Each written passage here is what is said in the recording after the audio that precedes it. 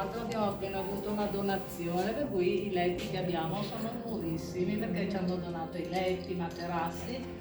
però come vedete ci sono bambini che non tollerano l'idea di dormire nel letto, quindi dormono a terra o perché è pericoloso, perché si lanciano, perché si...